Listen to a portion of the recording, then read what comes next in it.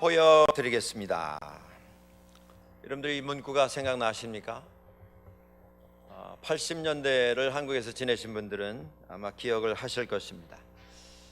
80년대 한국에서 아주 잘 알려진 한 코미디언이 선택을 해서 자주 사용했던 대사 가운데 하나입니다. 인생은 뭔가를 보여주려고 하는 노력으로 계속 이어져 갑니다. 사람들은 학교에서, 또 일터에서, 가정에서, 삶의 모든 환경 속에서, 또 교회에서까지 뭔가를 보여주려고 하는 노력을 기울입니다. 대개는 좋은 의도로 진정성을 가지고 열심을 가지고 노력해서 뭔가를 보여주려고 합니다. 그런데 문제가 자주 발생합니다. 그 문제는 다른 것이 아니라 보여주려고 하는 의도도 있고 노력도 기울이는데 보여줄 것이 막상 없다고 하는 현실, 그것이 문제입니다. 이렇게 노력도 하고 시도도 하고 정말 진정성을 가지고 땀을 흘리면서 애를 쓰는데 보여줄 것이 없는 이유가 무엇입니까? 내용이 없기 때문입니다. 최초의 설교가 선포가 되었습니다. 예수 그리스도가 누구이신가에 대해서, 그분의 삶과 그의 십자가에서 죽으심과 부활에 대하여서, 사람들이 잡아 십자가에 못 박아 죽인 그를 우리 하나님께서 주요 그리스도로 삼으셨다라고 하는 복음이 선포가 되었습니다. 복음은 문자 그대로 좋은 소식입니다. 그것은 모든 사람을 살리는 구원의 소식이기 때문에 굿 뉴스입니다.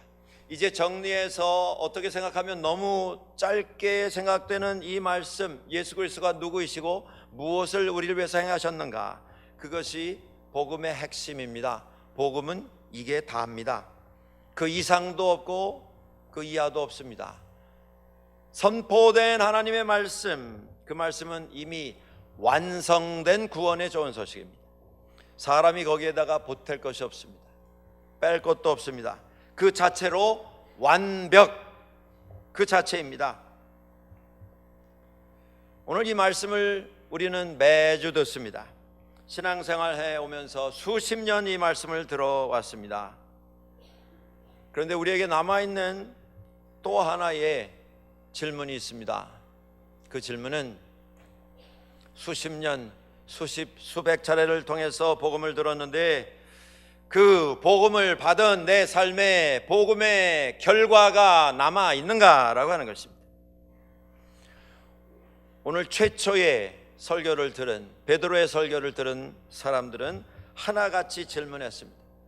여러분들 이 질문을 주목하시기 바랍니다. 그들의 질문은 예수님을 주로 만드셨고 그리스도로 만들어졌다 하는 그 말씀의 뜻이 무엇이냐, 의미가 무엇이냐, 그리스도라고 하는 단어의 의미가 무엇이냐라고 하는 질문이 아니었습니다. 선포된 완벽한 복음, 완성된 복음을 들은 사람들이 질문했습니다. 우리가 어찌할꼬? 복음을 받았는데 복음을 받은 자로서 우리는 그 복음을 가지고 어떻게 살아가야 하겠습니까?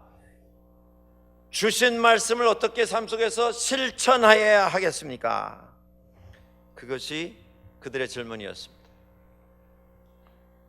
여러분 신앙생활을 이제까지 몇 년을 해 오셨는지 한번 묻고 싶습니다. 그리고 한번 스스로 묻고 대답해 보시면 좋겠습니다.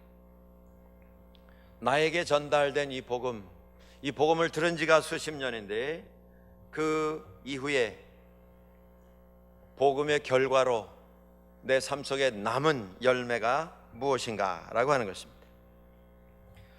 우리는 신앙생활 하면서 자주 그런 고백을 합니다. 은혜를 받았습니다. 그런 고백도 듣습니다. 은혜를 정말 넘치도록 받았습니다.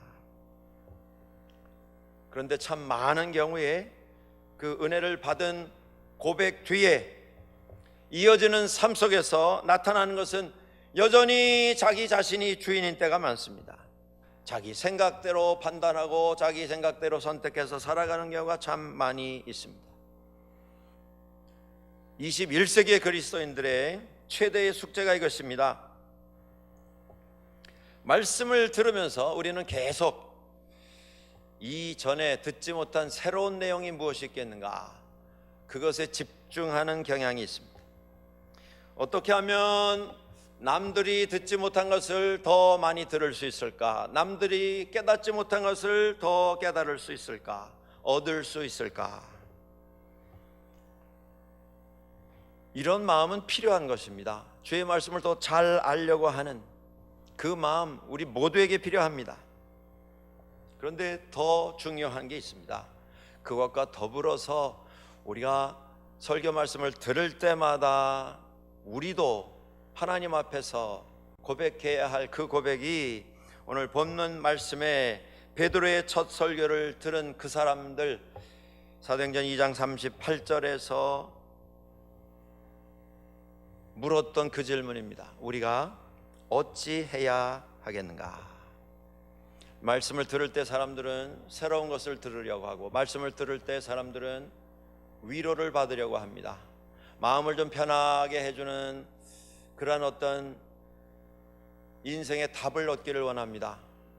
그게 잘못됐다는 말씀이 아닙니다. 설교는 그러한 역할도 감당하는 것이 원래 설교의 목적입니다.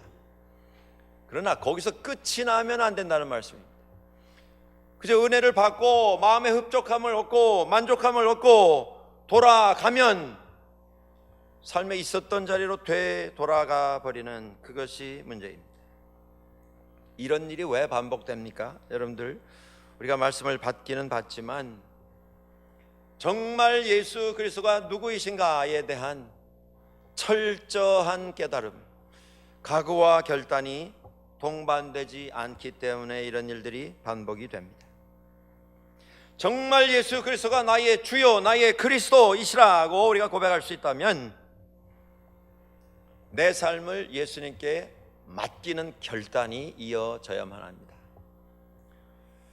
복음은 이미 선포가 되었습니다. 우리에게 남은 숙제가 있다면 그 이후에 복음을 받은 자로서 어떤 열매를 만들어가고 살고 있는가, 이게 중요한 것입니다. 제가 목회해 오면서 여러 가지 특별한 경험과 특별한 특권을 누려본 경우들이 있었습니다. 이런 경우가 있습니다. 여러분들 혹시 들어보신 이름이겠는데, 스트라디바리우스라고 하는 이탈리 사람 이름 여러분들 들어보신 분들이 있으실 것입니다. 이 스트라디바리우스라고 하는 사람은 17세기, 8세기에 걸쳐서 중세에 살아갔던 이탈리 사람입니다. 이 사람은 현악기 만드는 것으로 세계적인 인물로 이렇게 기억되고 있습니다. 그는 현악기, 바이올린, 첼로, 비올라 이런 악기를 만드는 사람이었는데, 지금 300여 년 전에 그가 만들어 놓은 악기가 세상에 한 300여 대 남아 있습니다.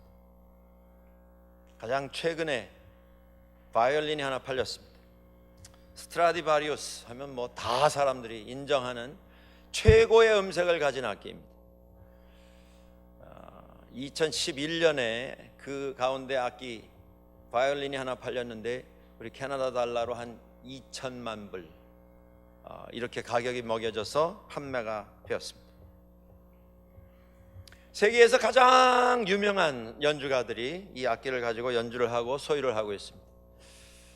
캐나다 정부에서 이 스트라디바리우스 악기를 몇 개를 소유하고 있습니다. 그리고 캐나다 정부에서 운영하는 음악원에서 캐나다에서 젊은 현악기 연주자로서 두각을 나타내는 사람들 한 20여 명을 선정을 해서 나라에서 가지고 있는 값을 따질 수 없는 이 귀한 악기를 연주할 수 있도록 빌려주는 프로그램이 있습니다. 젊은 날 세상에서 몇 대 되지 아니하는 그 악기를 가지고 한번 연주해 볼 수 있는 이런 기회를 주면서 꿈과 그들의 역량을 넓히고자 하는 아주 좋은 프로그램입니다. 제가 목회하는데 저희 교회에 그 가운데 한 사람으로 선택을 받은 첼로 연주자가 한번 방문한 적이 있습니다. 물론 우리 한국인 청년이었습니다. 여자 청년이었습니다. 교회에 왔고 그것을 우리가 광고를 했습니다. 스트라디바리우스 첼로를 연주하는 이런 특별한 음악회에 초청합니다. 그래서 그때 현악기를 배우고 있었던 청소년들, 국민학교 학생들, 어린아이들까지 부모들과 함께 관심 가진 분들이 가득 모여서 우리가 연주회를 하고 그 악기를 들었습니다. 일생에 한 번 있을까 말까 한 이런 특권이 아니겠습니까? 정말 음색이 아름답고 그래서 듣기만 해도 마음이 찡한 이런 감동이 있는 음악회였습니다.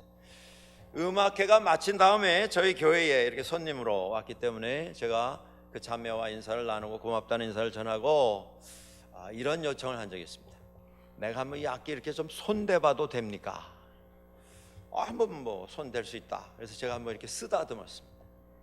이 손이 스트라디바리우스 첼로를 만진 손입니다. 그리고 제가 욕심이 나서 한 가지 더 청을 했습니다.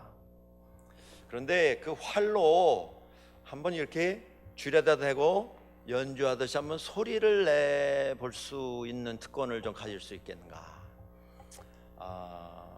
이 자매가 조심해서 다루시면 한번 이렇게 소리 내는 건 허락할 수 있다. 저는 현악기는 해본 적이 없습니다.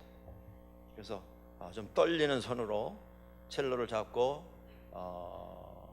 그 줄을 대고 당겼습니다. 제가 그런 사람입니다. 당겼는데 그 최고의 악기에서 어떤 소리가 여러분들 났겠습니까? 어린애 우는 소리가 났습니다. 전혀 소리가 아닌 듣기 거북한 소리가 났습니다.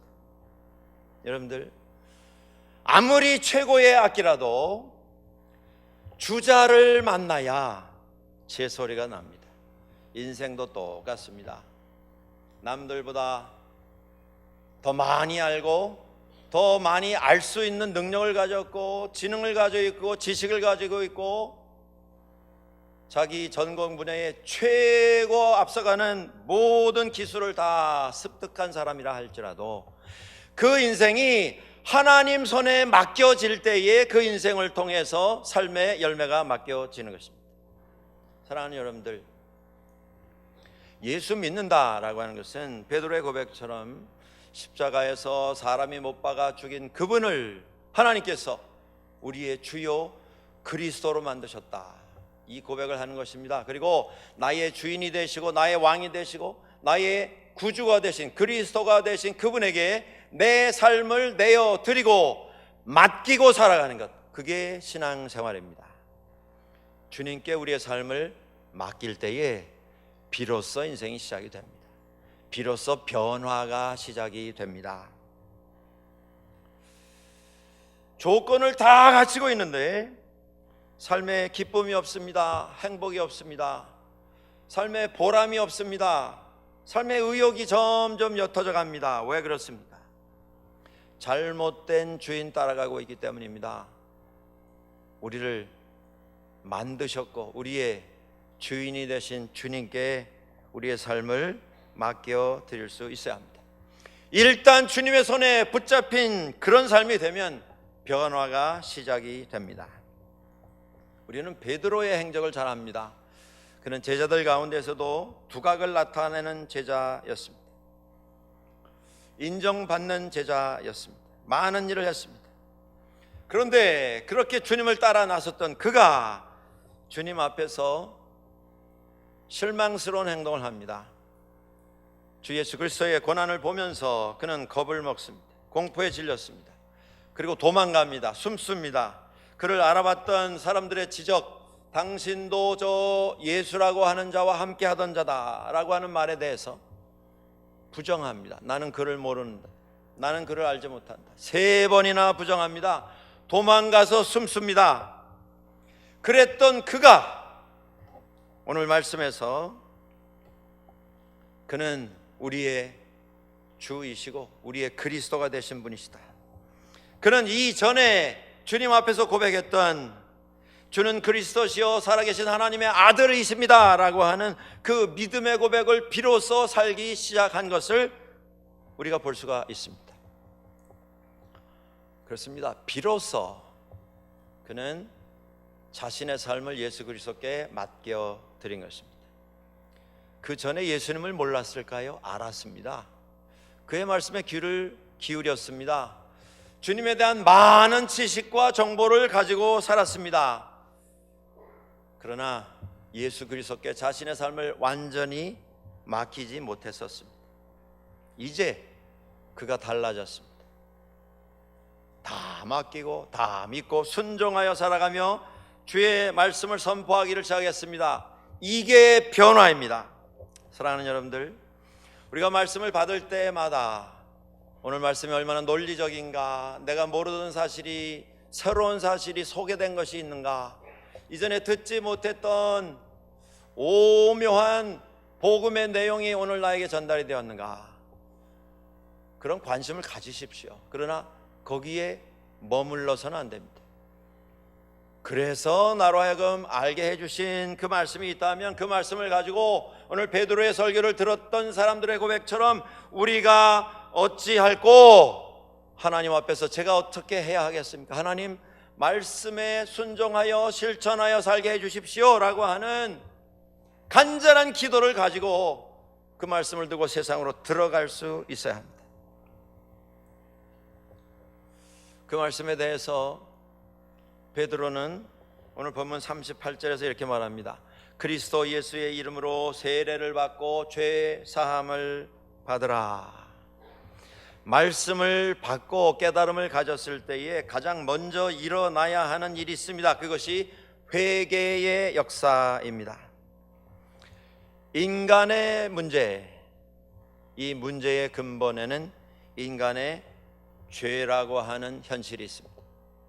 인간의 모든 불행의 시작이 인간의 죄에서 시작이 되었습니다. 인간의 죄로 말미암아 하나님과 인간 사이의 관계가 단절이 되었습니다. 이 단절된 관계의 회복이 회개에서 시작이 됩니다. 말씀 받고 말씀 평가하고 말씀 분석하는 데서 그냥 일어나서는 말씀을 받는 의미가 반밖에 전달되지 않은 것입니다. 말씀을 가지고 그 말씀을 가지고 깨닫고 회개할 수 있어야 하는 것입니다. 최초의 설교의 그 이후에 일어났던 역사는 회개의 역사였습니다. 우리 신앙 안에서 회개라고 하는 말의 뜻은 이제까지의 잘못을 뉘우치는 부분이 있습니다. 이것은 과거에 관한 것입니다. 그리고 동시에 두 번째 회개라고 하는 말의 의미 속에는 이제 살고 있는 현실, 현재와 이제 살아갈 미래 속에서 내가 하나님의 은혜로 깨달은 하나님의 선, 그 선을 적극적으로 추진하겠습니다 라고 하는 결단, 결심, 이것이 함께 가는 것이 회개입니다. 구약 용어에 회개를 뜻하는 두 단어가 있습니다. 첫째는 나캄이라고 하는 단어인데 이 단어는 뉘우친다, 깨닫는 것입니다. 두 번째 단어가 있습니다. 슈브, 돌아선다. 깨닫고 마음에 가책을 받고 마음에 부담을 느끼고 내가 잘못했다, 그러지 않을 걸 후회하는 것, 거기서 멈추는 게 아니라고 하는 것입니다. 돌아가는 것입니다. 누구에게로? 하나님께로. 깨달음과 동시에 행동하는 것입니다. 신약에서도 두 용어가 회개를 나타내는 말로 사용됩니다. 하나는 메타노야, 마음의 변화, 역시 깨달음입니다. 두 번째 단어는 에피스트로페, 행동의 변화. 여러분, 지나온 신앙의 날들을 한번 기억해 보시기 바랍니다. 전혀 은혜 받은 적이 없으신 분이 여기 계십니까? 한 번도 마음에 깨달음을 가지지 못한 이런 시간으로 오늘까지 지내오신 분들이 여기 계십니까? 그 깨달음을 사모하십시오. 구하십시오. 그리고 긴 믿음의 여정 속에서 한 번이라도 내가 깨달았던 그 시간이 있었다라고 하는 기억을 가지신 분이 있으시다면 그 깨달음 이후에 어떠한 일이 내 삶 속에서 일어났는가? 내가 그 깨달음을 가지고 어떻게 행동의 변화를 시도했는가? 한번 점검하시기를 바랍니다. 사도 바울은 로마서 12장 1절 이하에서 이렇게 말합니다. 그러므로 형제들아, 내가 하나님의 모든 자비하심으로 너희를 권하노니 너희 몸을 하나님이 기뻐하시는 거룩한 산 제물로 드리라. 이는 너희가 드릴 영적 예배니라. 너희는 이 세대를 본받지 말고 오직 마음을 새롭게 함으로 변화를 받아 하나님의 선하시고 기뻐하시고 온전한 뜻이 무엇인지 분별하도록 하라.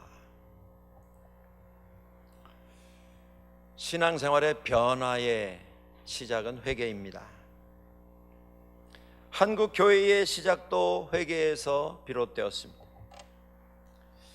한국 교회의 탄생을 알리는 사건이 있었습니다.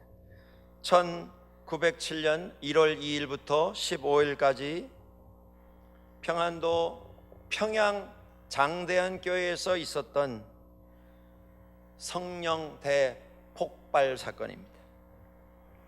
이 당시에 1907년에 한국에 소개된 지가 얼마 되지 아니하는 개신교 기독교의 성도들의 숫자는 1만 명이 채 되지 않았습니다. 그런데 그 장대한 교회에 1907년 1월 2일부터 진행된 부흥사경회에 1000여 명의 성도들이 모였습니다. 한국교회 기독교인의 10분의 1이 모인 것입니다. 거기서 말씀이 선포되고 말씀이 가르쳐졌습니다. 말씀을 연구하고 말씀을 분석하고 배우는 시간이 이어졌습니다. 많은 사람들이 말씀을 통해서 은혜를 받고 열심히 배우고 가지고 있는 종이에다 말씀을 적어가면서 그 말씀을 받아들였습니다. 그런데도 분위기는 여전히 냉랭했습니다. 말씀의 깨달음은 있었으나 그 다음 단계가 일어나지 않았습니다. 그때에 변화의 물꼬를 튼 사람이 있었습니다. 길선주 목사님이었습니다. 그는 한국 교회의 개신교회의 최초의 목사가 된 7분 가운데 한 분입니다. 그 당시에 한국 기독교회의 선교사들이 모든 걸 주관하고 있던 그 한국 교회의 상황 속에서 몇 되지 아니하는 정말 신실하고 존경받고 인정받는 지도자 가운데 한 분이었습니다. 그가 그 1000여 명의 성도들 앞에서 눈물로 회개하면서 고백했습니다. 1년 전 아주 가까운 친구가 먼저 세상을 떠나면서 뒤에 남게 되는 아내와 자식들을 위해서 나는 떠나지만 내가 가장 신임하는 당신 길선주가 이제 내가 모아놓은 모든 재산을 다 처리해서 우리 가족들을 위해서 사용될 수 있도록 모든 절차를 좀 감당해 달라. 유언을 하고 떠났습니다. 그런데 그가 그 유산을 정리하다가 시험에 들었습니다. 큰 돈을 본인의 유익을 위해서 사용하게 되었습니다. 그리고 그가 그 이후에 회개하고 그리고 그 이후에 공부해서 목사가 되었습니다. 그런데 성령께서 그의 마음에 감동을 주셨을 때에 그는 참을 수가 없었습니다. 더 이상 성령의 역사 앞에서 거부할 수가 없었습니다. 그는 하나님의 은혜를 가리는 자신의 행동에 대해서 모든 성도들 앞에서 고백을 하고 회개를 하고 하나님의 은혜 앞에 엎드렸습니다. 한국교회의 성령 대폭발에 이어지는 한국교회의 탄생에 있어서 캐나다 출신 선교사 하디 선교사의 역할이 작지 않습니다. 이분은 토론토에서 공부를 했던 분입니다.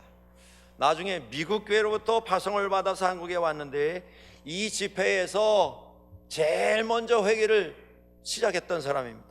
이 하디 목사님이 나가서 이렇게 성도들 앞에서 고백했습니다. 내가 북미에서 공부하고 북미에서 의사 공부를 하고 선교사로 한국 땅에 왔을 때에 이 한국 땅에서 내가 정말 상상도 못한 많은 고생을 했습니다. 문명이 없다시피 한 땅에 들어와서 위생이나 그 그가 거하던 거처나 음식이나 뭐 하나 만족한 것이 없는 이런 상태에서 내가 선교사로서 우월감을 가지고 사역했습니다. 자만심을 가지고 사역했습니다. 내가 주 예수 그리스도의 복음을 선포하면서도 사람들에 대해서 선입감을 가지고 한국 형제 자매들에 대해서 편견을 가지고 대하고 편견을 가지고 복음을 전한다고 돌아다녔습니다. 교만의 병에 걸렸던, 자만심과 자존심으로 똘똘 뭉쳐졌던, 하나님 앞에서 흉악한 죄인이었던 것을 여러분들 앞에서 고백하고 하나님의 은혜 앞에 엎드립니다. 하나님의 용서하심을 구합니다. 성도 여러분들의 용서하심을 구합니다. 눈물로 고백하고 눈물로 통회하고 회개하였습니다. 그날부터 이어지는 길선주 목사님의 회개와 성령의 인도하심 속에서 그 자리에 모여있던 온 교회가 함께 하나님 앞에 통곡하며 회개하기 시작했습니다. 나는 술에 취해 살았습니다. 도박의 노예가 돼서 살았습니다. 나는 정욕의 노예로 살았습니다. 이 세상에서 사람들 해치며 살았고 속이며 살았고 이 세상의 지구의 중심이 나이고 세상의 중심이 나라고 생각하면서 살았습니다. 온 청중이 눈물로 부르짖으며 회개하기 시작했습니다. 그들의 그 통곡하며 함께 올려드리는 회개의 기도 소리가 장대한 교회 밖에 몇 킬로 밖에서도 그 통곡 소리가 들려왔다고 하는 기록이 남아 있습니다. 성령께서 역사하셨고 온 교회가 회개함으로 한국 땅에 개신교회 기독교의 역사가 시작이 되었습니다. 잠언 29장 1절은 우리에게 말합니다. 회개를 통하지 않고는 구원 얻을 인간이 없다. 시편 51편 4편은 또 우리에게 말씀합니다. 생명에 이르는 회개는 항상 하나님과의 만남 속에서만 가능하다. 예수님의 첫 음성은 무엇이었습니까? 주님께서 외치셨습니다. 이르시되 때가 찼고 하나님의 나라가 가까웠으니 회개하고 복음을 믿으라. 회개란 예수 그리스도를 통해서 우리들에게 다가온 하나님의 초청에 대한 응답입니다. 회개는 하나님께서 우리 모두를 위해서 허락해 주신 선물입니다. 사랑하는 여러분들, 말씀 앞에 분석만 하고 평가만 하고 종합만 하고 그리고 만족함을 가지고 일어나는 이런 일들이 반복될 것이 아니라 주시는 말씀 앞에서 그때마다 깨달음을 가지고 지나온 삶을 돌아보고 하나님 앞에서 회개하고 이제 우리에게 허락해 주실 미래의 삶 속에서 하나님 주님의 말씀을 따라 살겠습니다. 중생을 약속하고 일어나는 그러한 일들이 우리에게 있어야 하겠습니다. 회개라고 하는 사건은 자동차를 싣는 카와시에 옷을 입지 않고 걸어 들어가는 그런 경험입니다. 카와시에 여러분들 들어가 보셨습니까? 거기 큰 기계가 돌아가지 않습니까? 물이 쏟아집니다. 돌아가는 그 천 쪼가리들이 철을 때립니다. 비누가 쏟아지고 물이 또 쏟아지고 정신이 없습니다. 그게 회개의 경험입니다. 아무것도 입지 못한 채 그 안으로 걸어 들어가는 것입니다. 마구 흔들고 이리 치고 저리 칠 수 있습니다. 쏟아지는 것이 있을 수 있습니다. 더 이상 장식할 수도 없고 할 필요도 없고 더 이상 가리고 핑계대고 변명할 필요도 없는 그 자리에 서는 것입니다. 그러나 우리는 부끄러워할 필요가 없습니다. 도망가고 싶은 마음 다 내려놓게 됩니다. 왜냐하면 그 과정을 통해서 우리를 새롭게 만드시는 하나님의 역사가 우리 위에 임하시기 때문입니다. 이게 회개입니다. 말씀을 통해서 그 역사가 우리 가운데 있어야 합니다. 예수님이 말씀하셨습니다. 요한복음 10장 1절입니다. 내가 진실로 진실로 너에게 이르노니 문을 통하여 양의 우리에 들어가지 아니하고 다른 데로 넘어가는 자는 절도며 강도다. 예수 그리스도를 통하여 회개하며 하나님 앞에 나아가는, 하나님의 은혜 앞에 나가지 아니하고, 회개를 통하지 아니하고 담을 넘어 하나님 앞에 나가는 자, 그건 강도라는 것입니다. 여러분들 기억하십시오. 말씀을 주실 때마다 하나님은 여전히 기다리십니다. 우리의 회개를. 그 회개가 일어난 다음에 따라온 변화가 있었습니다. 삶의 변화였습니다. 가치관의 변화였습니다. 삶의 목적과 기준의 변화였습니다. 초대교회의 가장 놀라운 사실은 은혜 받은 사람들이 함께 모여 신앙생활하면서 그들이 가지고 있었던 재산, 재물 다 팔아서 필요한 사람들이 가져다 쓰도록 다 나누어 주었다라고 하는 것입니다. 물론 이 부분은 아직도 많은 사람들에게 있어서 질문을 자아내는 이러한 부분이기는 합니다. 이게 현실적으로 가능한 것인가? 21세기 우리 삶 속에서 이게 과연 성취 가능한 것인가? 또 물질을 이렇게 관리하고 사용하는 것이 과연 최선일까? 뭐 여러 가지 의견이 있을 수 있습니다. 그러나 우리가 기억할 것 하나는 분명합니다. 그게 뭐냐면 이 세상은 여전히 물질 위주로 돌아가고 있습니다. 물질이 그렇게 중요합니다. 물질은 중요한 것입니다. 여러분들, 예수님께서 기도를 가르쳐 주시면서 너희가 이렇게 기도하라. 우리에게 일용할 양식을 하나님 주십시오라고 기도해라 말씀하셨습니다. 우리 인간은 물질을 필요로 합니다. 그걸 아시는 하나님께서 물질을 공급해 주십니다. 중요합니다. 필요합니다. 그런데 그것보다 더 중요한 것이 있다고 하는 걸 깨달은 변화가 초대교회 성도들의 삶 속에 들어왔다고 하는 것입니다. 이것이 가치관의 변화입니다. 주님을 사랑합니다. 이 세상 그 무엇보다도 주님을 사랑합니다. 우리는 뜻도 모르면서 그런 고백 많이 합니다. 찬양 부를 때 그런 찬양 많이 합니다. 그러면서 우리의 삶 속에서 여전히 내 자신 사랑하고 물질 사랑하고 명예와 자존심, 목숨을 걸고 지키려고 하는 이런 삶을 진행하고 있지 않습니까? 그게 아니라는 것입니다.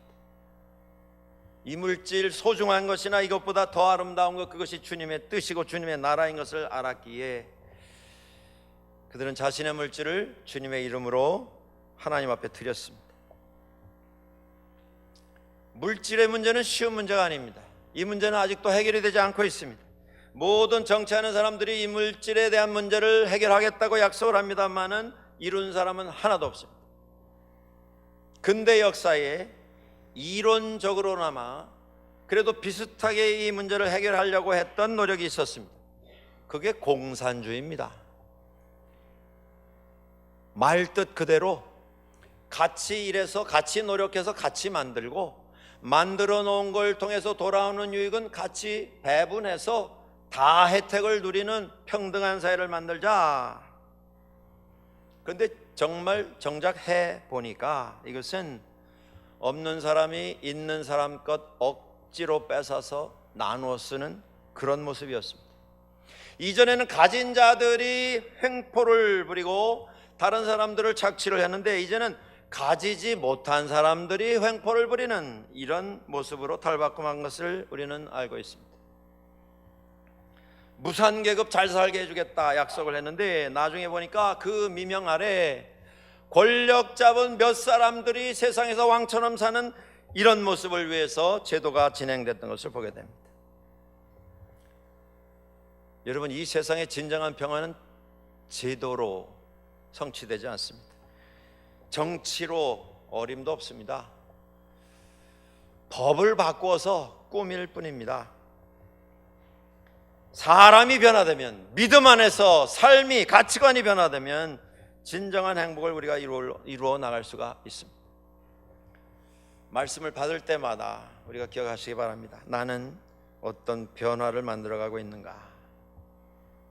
그 변화의 꽃은 사랑입니다. 그리고 그 사랑의 열매가 은혜입니다. 용서입니다. 평화입니다. 교회를 헬라 말로 에클레시아라고 부릅니다. 이 에클레시아라고 하는 말은 구분된 사람들의 모임이다라고 하는 뜻입니다. 초대교회는 세상으로부터 존경을 받았습니다. 세상 사람들은 교회를 두려워했다, 성경은 기록하고 있습니다. 엄청난 규모 때문이 아닙니다. 그들이 가지고 있는 숫자 때문도 아니었습니다. 교회 건물 때문도 아니었고, 교회가 가지고 있는 재물 때문도 아니었습니다.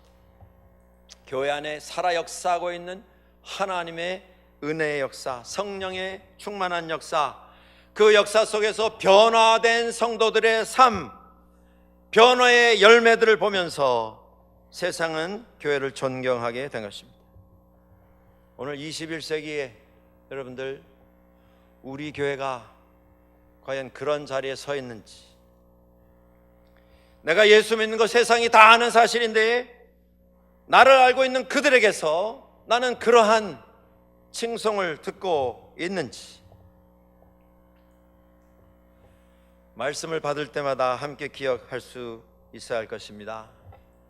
머리에서 이 가슴으로, 가슴에서 우리의 팔과 다리로, 교회에서 가정으로, 나에게서 이웃으로, 내가 가지고 있는 이론, 내가 가지고 있는 가치관에서 세상을 유익하게 하는 가치관으로, 역사의 주인이신 하나님께서 오늘도 우리를 기다리십니다. 주님 앞에 이 시대의 쓰임을 받는 믿음의 일꾼들 다 될 수 있기를 주의 이름으로 축원합니다.